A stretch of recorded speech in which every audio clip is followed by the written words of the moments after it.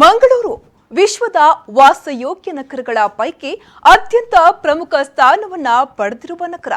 ವಾಣಿಜ್ಯ ದೃಷ್ಟಿಯಿಂದ ಗಮನಿಸುವುದಾದರೆ ರಾಜ್ಯದ ರಾಜಧಾನಿ ಬೆಂಗಳೂರಿನ ನಂತರ ಎರಡನೇ ಸ್ಥಾನವನ್ನ ಹೊಂದಿರುವ ನಗರ. ನೆಲ, ಜಲ, ವಾಯು ಹೀಗೆ ಮೂರು ಬಗೆಯ ಸಂಪರ್ಕ ವ್ಯವಸ್ಥೆಯನ್ನ ಹೊಂದಿರುವ ಕರ್ನಾಟಕದ ಏಕೈಕ ನಗರ. ಇಂತಹ ಮಂಗಳೂರು ನಗರವು ಸ್ಮಾರ್ಟ್ ಸಿಟಿ ಯೋಜನೆಗೆ ಈಗಾಗಲೇ ಆಯ್ಕೆಯಾಗಿದೆ. ಮಾತ್ರವಲ್ಲ, 10 ಚರ್ಚ್ಗಳನ್ನ ಇದು ಹುಟ್ಟುಹಾಕಿದೆ. ಆದರೆ ನಗರದ ಒಳಗೆ ಇರುವ ಸಮಸ್ಯೆಗಳನ್ನೆಲ್ಲ ಗಮನಿಸುವಾಗ ಮಂಗಳೂರು ನಿಜಕ್ಕೂ ಸ್ಮಾರ್ಟ್ ಸಿಟಿ ಆಗುತ್ತಾ ಎನ್ನುವ ಅನುಮಾನ ಕಾಡುತ್ತೆ. ಇದಕ್ಕೊಂದು ಉದಾಹರಣೆ ಮಂಗಳೂರಿನ ಪಡೀಲ್ನಿಂದ ಮಂಗಳೂರು ಜಂಕ್ಷನ್ ರೈಲ್ವೆ ನಿಲ್ದಾಣವನ್ನ ಸಂಪರ್ಕಿಸುವ ರಸ್ತೆ. ಇದೇ ಹೊತ್ತಿನ ಜನಮನ ವಿಶೇಷ ಸಂಚಿಕೆ ಕಾರ್ಯಕ್ರಮಕ್ಕೆ ಸ್ವಾಗತ. ನಾನು ಭಾಗೀರಥಿ.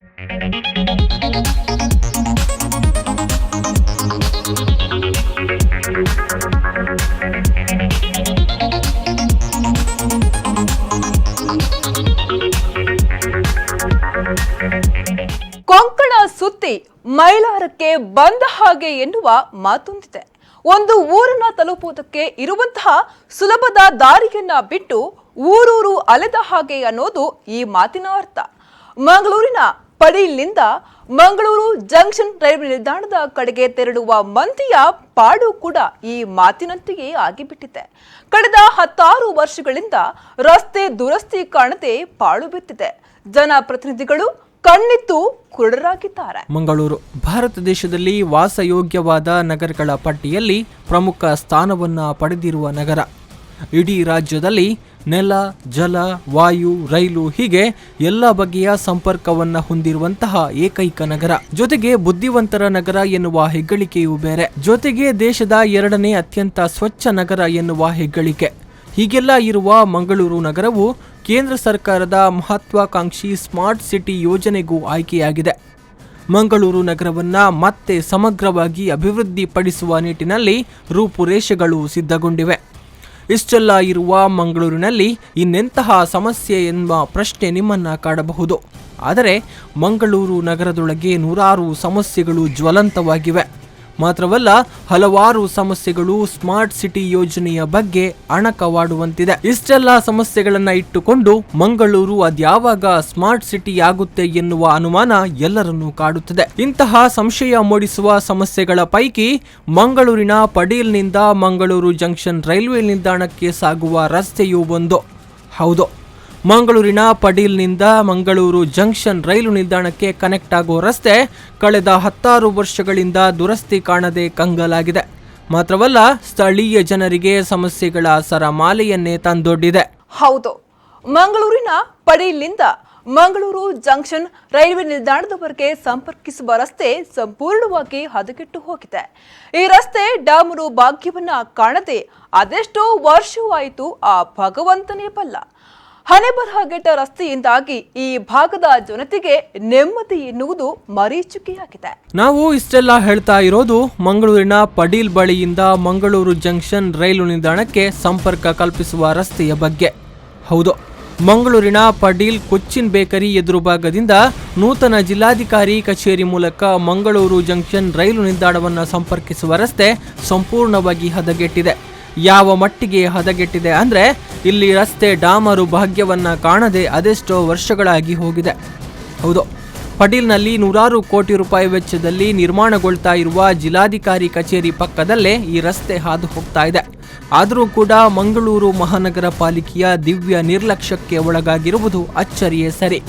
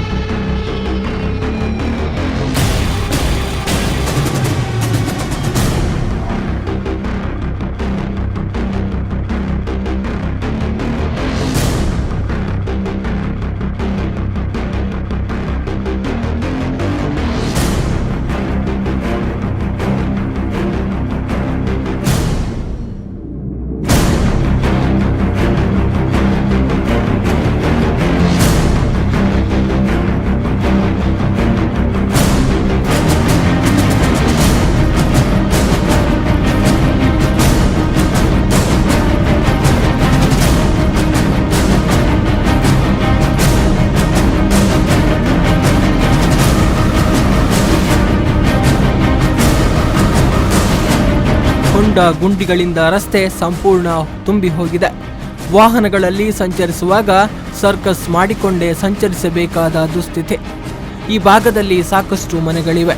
ಬಹುತೇಕ ಎಲ್ಲರ ಮನೆಗಳಲ್ಲೂ ದ್ವಿಚಕ್ರ, ತ್ರಿಚಕ್ರ, ಚತುಶ್ಚಕ್ರ ವಾಹನಗಳಿವೆ.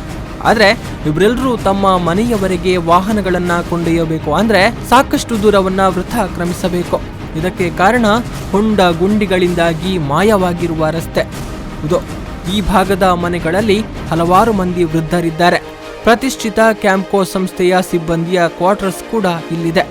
ಇಲ್ಲಿ ನೂರಾರು ಮಂದಿ ವಾಸವಾಗಿದ್ದಾರೆ. ಇವರೆಲ್ಲರೂ ಕೂಡ ಈ ಒಂದು ರಸ್ತೆ ಸಮಸ್ಯೆಯಿಂದಾಗಿ ಸಾಕಷ್ಟು ತೊಂದರೆಗಳನ್ನು ಅನುಭವಿಸ್ತಾ ಇದ್ದಾರೆ. ಯಾರಾದ್ರೂ ಏಕಾಏಕಿ ಅನಾರೋಗ್ಯ ಪೀಡಿತರಾದ್ರು ಅಂದ್ರೆ ಅವರನ್ನ ಕರೆದೊಯ್ಯಲು ಆಂಬ್ಯುಲೆನ್ಸ್ ಕೂಡ ಬರಲಾರದ ದುಸ್ಥಿತಿ.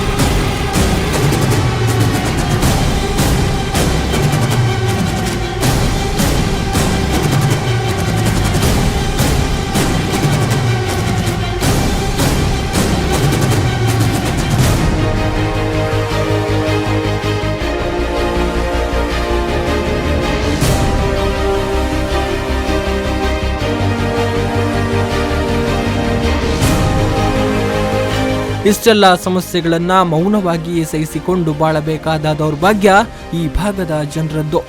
ಆದರೆ ಈ ಎಲ್ಲ ಸಮಸ್ಯೆಗಳನ್ನ ಬಗೆಹರಿಸಿಕೊಡಿ ಅಂತ ಸ್ಥಳೀಯ ಜನರು ಅದೆಷ್ಟೇ ಬಾರಿ ಮನವಿ ಮಾಡಿಕೊಂಡ್ರೂ ಕೂಡ ಸ್ಥಳೀಯ ಜನರ ಸಮಸ್ಯೆಗೆ ಮಾತ್ರ ಇನ್ನೂ ಮುಕ್ತಿ ದೊರಕಿಲ್ಲ. ಮಳೆಗಾಲದಲ್ಲಿ ನಡೆಯಲು ಸಾಧ್ಯವಿಲ್ಲದಂತಹ ಪರಿಸ್ಥಿತಿ. ರಸ್ತೆಯೆಲ್ಲ ನೀರು ತುಂಬಿರುತ್ತದೆ. ರಸ್ತೆ ಯಾವುದು, ಹೊಂಡ ಯಾವುದು ಎಂದು ತಿಳಿಯದೆ ಜನರು ಪರದಾಡ್ತಾರೆ. ಜೊತೆಗೆ ಮಳೆಗಾಲದಲ್ಲಿ ವಿದ್ಯಾರ್ಥಿಗಳು ರಸ್ತೆಯ ಮೂಲಕ ಓಡಾಡಲು ಇನ್ನಿಲ್ಲದ ಪಾಡು ಅನುಭವಿಸ್ತಾರೆ. ನಡೆದಾಡುವಾಗ ಸ್ವಲ್ಪ ಯಾಮಾರಿದ್ರೂ ಕೂಡ ಹೊಂಡಕ್ಕೆ ಬಿದ್ದು ಕೈಕಾಲು ಮುರಿದುಕೊಳ್ಳಬೇಕಾದ ಹೀನಾಯ ಸ್ಥಿತಿ. ಆದರೆ ಎಷ್ಟೋ ವರ್ಷಗಳಿಂದ ಈ ರೋಡ್ ಸರಿಯಿಲ್ಲ. ಈ ಥರ ಒಂದು ಸ್ವಲ್ಪ ದೂರ ಮಾಡಿದ್ದಾರೆ, ಎಷ್ಟು ಒಂದು 10 ಮೀಟ್ರ್ ಮಾಡಿದ್ದಾರೆ, ಆಮೇಲೆ ಮಾಡಲಿಲ್ಲ. ಆಮೇಲೆ ಪೂರ್ತಿ ಮಣ್ಣು. ಇದರಲ್ಲಿ ಬರುವಾಗ ಮಧ್ಯದಲ್ಲಿ 2 ಮರ ಇದೆ. ರಾತ್ರಿ ಬರೋರು ಅದಕ್ಕೆ ಹೊಡೆದ್ರು ಆಯ್ತಲ್ಲ. ಇದು ಎಷ್ಟು ಜನ ಸರಿ ಬರ್ತಾರೆ ಹೇಗೆ ಅಂತ ಗೊತ್ತಿಲ್ಲ. ಆದ್ದರಿಂದ ಈ ರೋಡನ್ನು ಆದಷ್ಟು ಬೇಗ ಕಾಂಕ್ರೀಟ್ ರೋಡ ಅಥವಾ ಸಿಮೆಂಟ್ ರೋಡ ಯಾವುದಾದ್ರೂ ಒಂದು ಮಾಡಿ. ಇಲ್ಲಿ ಕಾಯಿಲೆಸ್ತರು ಅವರಿವರೆಲ್ಲ ಮಲ್ಕೊಂಡಿರೋದು. ನನ್ನ ಮಗನಿಗೆ ಬ್ರೈನ್ ಹ್ಯಾಮರೇಜ್ ಆಗ 6 ತಿಂಗಳು ನಾವು ಇಲ್ಲೇ ಇದ್ದೇವೆ. ಆದರೆ ನನ್ನ ಮಗನಿಗೆ ಎಮರ್ಜೆನ್ಸಿ ಹೋಗಬೇಕಂದ್ರೆ ಒಂದು ಕಾರು ಬರೋದಿಲ್ಲ, ಯಾರನ್ನ ಕರ್ಕೊಂಡು ಹೋದು ಆಂಬುಲೆನ್ಸ್ ಬರೋದಿಲ್ಲ. ಆದ್ದರಿಂದ ಈಗ ರೋಡನ್ನು ಆದಷ್ಟು ಬೇಗ ಇದಕ್ಕೆ ಸಂಬಂಧಪಟ್ಟವರು ಮಾಡಬೇಕು ಅಂತ ನಾವು ನಿಮ್ಮನ್ನು ವಿನಂತಿಸಿಕೊಳ್ತೇವೆ. ಕ್ವಾರ್ಟರ್ಸಿಗೆ ಹೋಗ್ತದೆ ರೋಡು, ಅಲ್ಲಿಂದ ರೈಲ್ವೆ ಸ್ಟೇಷನ್ಗೆ ಮುಂದಕ್ಕೆ ಹೋಗ್ತದೆ. ಅದ್ಯಾಕೋ ಗೊತ್ತಿಲ್ಲ, ಇಡೀ ಮಂಗಳೂರು ನಗರ ಅಭಿವೃದ್ಧಿಯಾಗಿದ್ದರೂ ಕೂಡ ಈ ಭಾಗದ ಜನತೆ ಮಾತ್ರ ಇಂದಿಗೂ ಶಾಪಗ್ರಸ್ತರಾಗಿದ್ದಾರೆ. ಒಂದರ ಮೇಲೊಂದರಂತೆ ಸಮಸ್ಯೆಯಿಂದ ಬಳಲುತ್ತಿದ್ದಾರೆ. ಸಮಸ್ಯೆಗೆ ಪರಿಹಾರ ಕಾಣದೆ ಕಂಗಾಲಾಗಿದ್ದಾರೆ. ಅದೇನು ಅಂತ ಹೇಳ್ತೀನಿ, ಆದರೆ ಅದಕ್ಕೂ ಮುನ್ನ ಪುಟ್ಟ ವಿರಾಮ.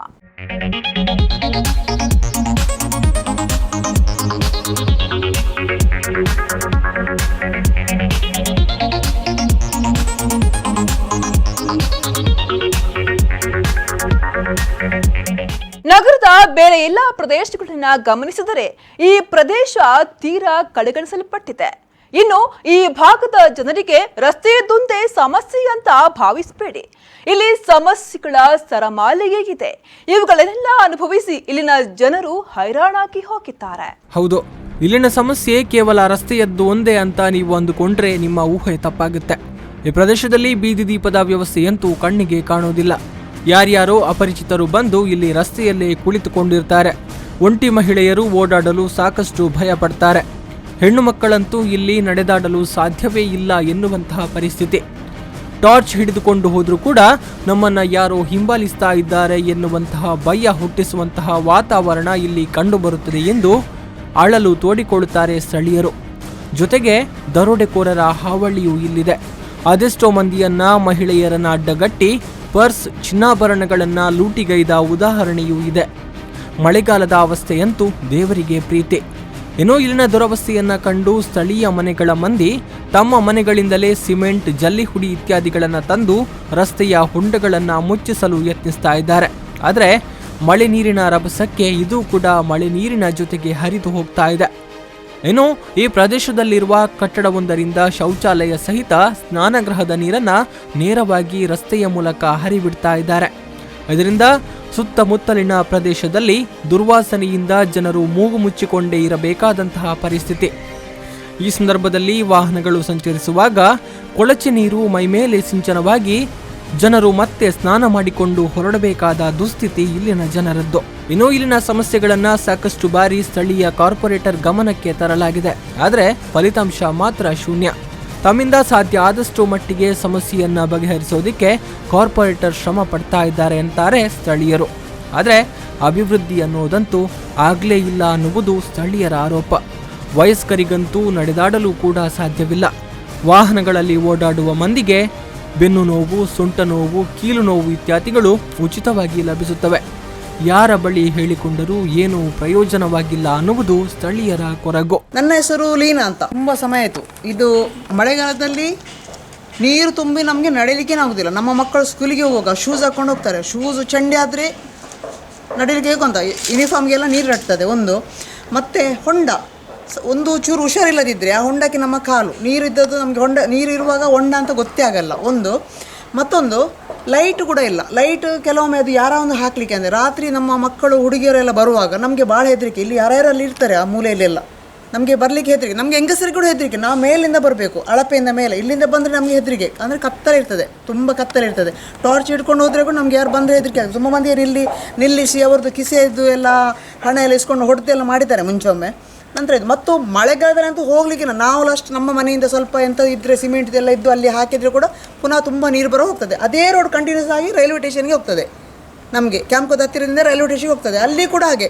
ಅದಲ್ಲದೆ ಪ್ಲಾಸ್ಟಿಕ್ ಅದು ಇದು ಅಂತೇಳಿ ನಮಗೆ ಎಂಥ ನಡೀಲಿಕ್ಕೆ ಆಗೋದಿಲ್ಲ, ಅಷ್ಟು ಗಲೀಜು ಅಂದರೆ ಗಲೀಜು. ಮತ್ತು ಅಲ್ಲಿ ಮೇಲೆ ಒಂದು ಬಿಲ್ಡಿಂಗ್ ಆಗಿದೆ. ಅದರಿಂದ ಸ್ನಾನ ಮಾಡಿದ ನೀರೆಲ್ಲ ನಮ್ಮ ರೋಡಿಗೆ ಬರ್ತದೆ. ನಮ್ಮ ಗಾಡಿಯೆಲ್ಲ ಹೋಗುವಾಗ ಇದು ಸ್ನಾನ ಮಾಡಿದ ಮಿಂದ ನೀರೆಲ್ಲ ನಮ್ಮ ಮೈಗೆ, ಕಾರಿಗೆಲ್ಲ ರಟ್ತದೆ.